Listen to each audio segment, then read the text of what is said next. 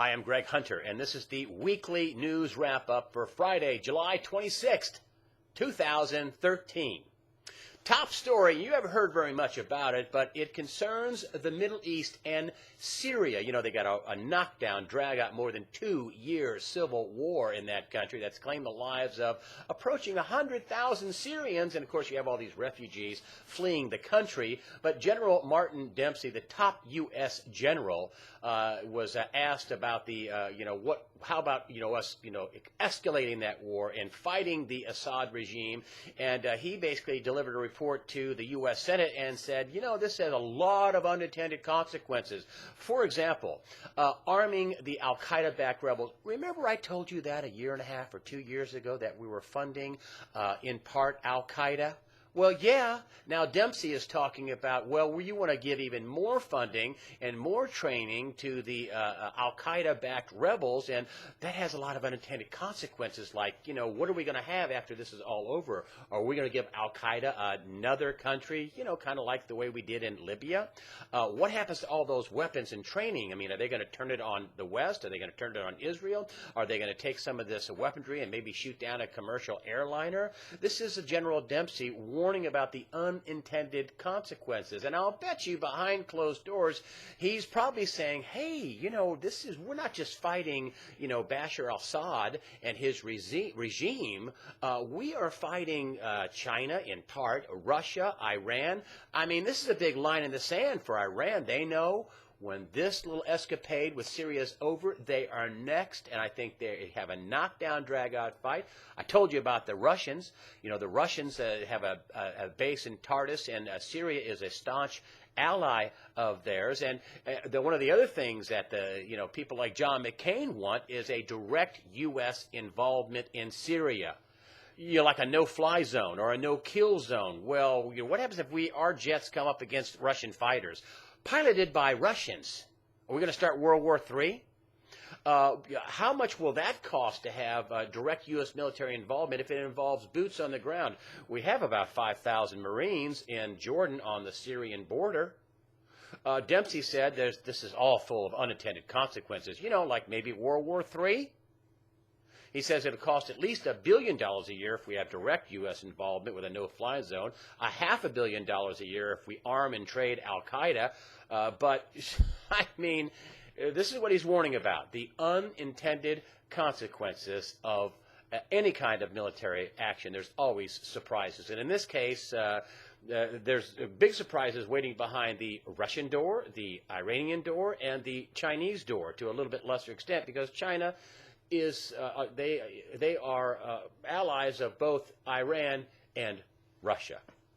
Next up, the president is going on the stump to talk about the economy because he wants to get everybody's attention off all these what he calls phony scandals, like using the IRS to thwart your political opponents, like spying on journalists and calling them criminals for doing their job, the 4 Americans killed in Benghazi. That's another phony scandal. We don't know who gave the stand-down order or why there wasn't security or who gave the order not to give security. I mean, there's 2 people that were involved in that chain of command. One's the president, Obama, and one wants to be the president, Hillary Clinton. Don't you think we get to know who gave the order for that, where 4 Americans were murdered, assassinated, whatever you call it? Anyway, he wants to talk about the economy. I think he wants to talk about the economy because he knows he can't fix it. And what he wants to do won't fix the economy. He wants higher taxes and higher spending. And the Republicans want just the opposite. Speaker of the House, John Boehner, said so as much this week. He said that's a no-go. That's not going to happen. We want lower taxes and we want lower spending. And, listen, I'm not a Democrat or a Republican, but I think you could sum up President Obama's strategy as something to the effect of, I want to take money from people who don't vote for me and give it to people who do vote for me. Listen, the Obamacare thing is another big boat anchor scandal on the economy. Everybody that I talk to say it's a jobs killer. Even the Obama administration knows it's going to kill and is killing jobs. It's creating a lot of part-time jobs. It's creating a lot of contract workers, people with 50 or more employees, even though they put off the employer mandate to give health care to companies with 50 or more employees. It's still killing the economy. And now the president wants to talk about the economy. And I think the plus, wait, before I tell you what I think, plus we have, and this is a big deal, folks, the debt ceiling debate's coming up. I mean, the Republicans, to their credit, did give the Democrats a $600 billion tax increase over 10 years. Of course, in 1 year, that got sent up to the victims of Hurricane Sandy, but $60 billion. But did give a $600 billion tax increase. Now all we have is the sequestration, really, which is just slowing the amount of spending. That's all. It's not really cuts. It just slows the increase of government, and really not by very much. And you've seen the economy hasn't blown up because of sequestration. It hasn't. Actually, I think it's probably helped the dollar and probably helped the bond market, at least some. We're trying to do something. At any rate, I think the president knows the economy is in the tank, knows there are all kinds of black swans, flying around. And if and when things do blow up, he's setting up the Republicans to take a fall. And this debt ceiling debate could end up in a stalemate that could shut down the government. And that could be a real messy disaster for our fragile global financial system. Speaking more about the economy, there's Detroit. And, even though the headlines for Detroit are off the front page, the effects on the $3.7 trillion municipal bond market are just beginning. Detroit is not alone. There are dozens of other cities in deep financial trouble. And you know what that means? That means that the cost of funding all these city projects and state projects with ultra-low, cheap interest rates, those days are going to be behind us real soon. I mean, let's just take a look at Detroit for a minute.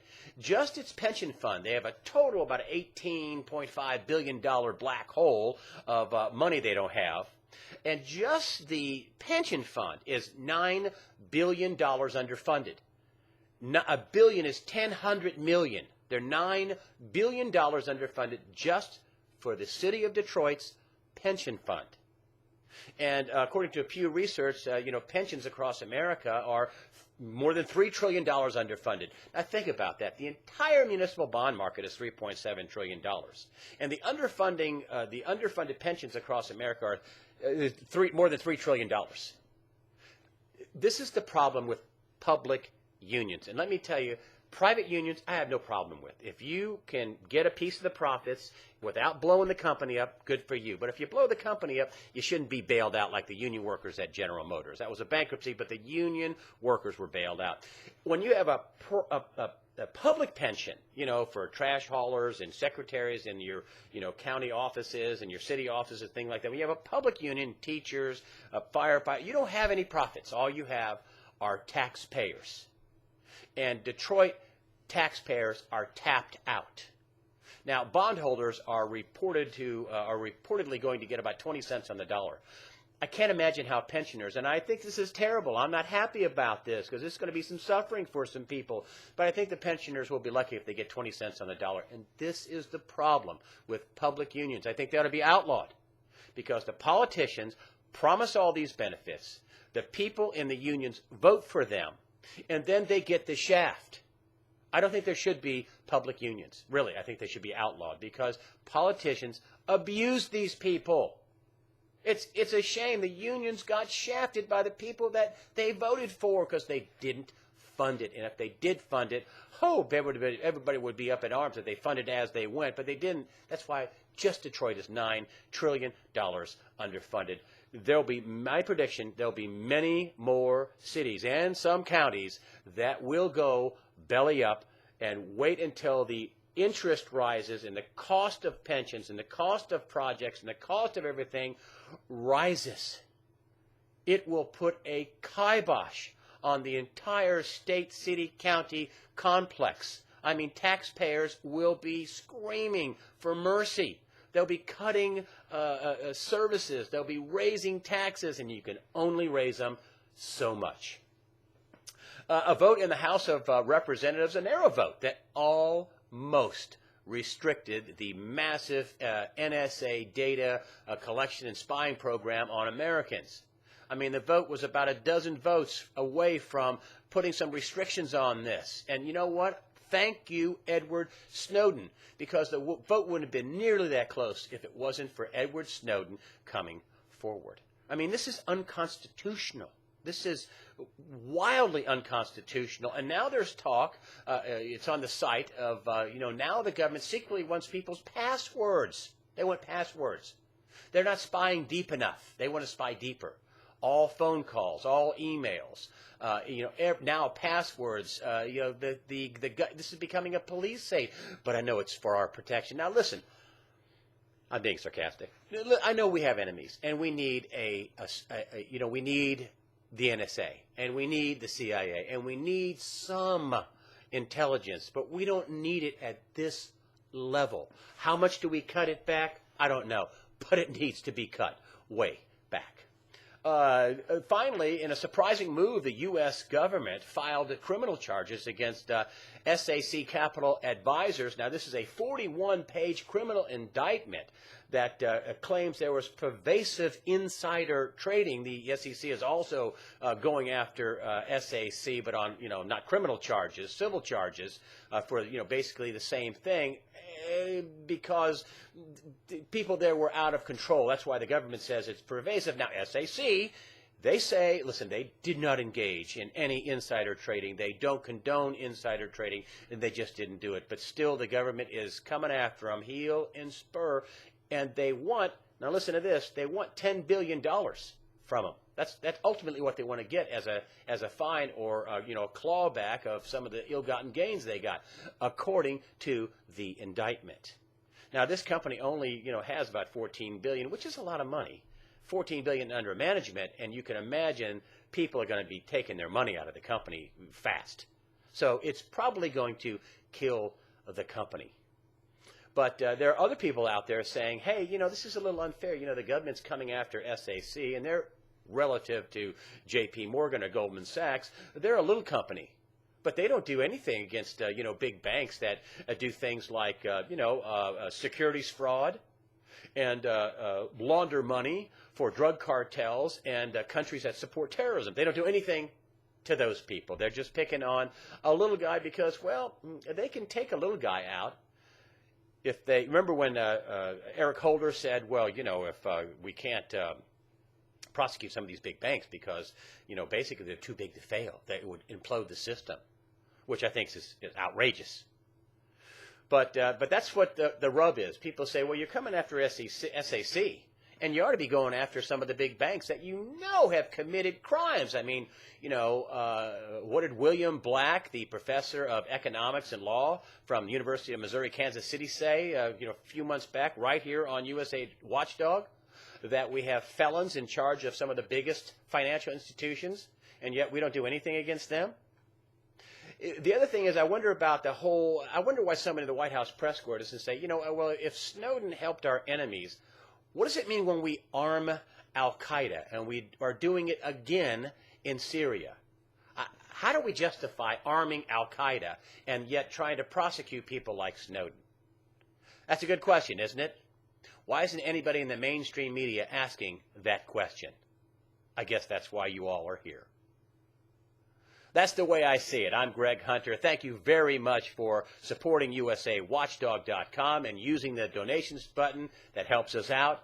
You have a nice weekend.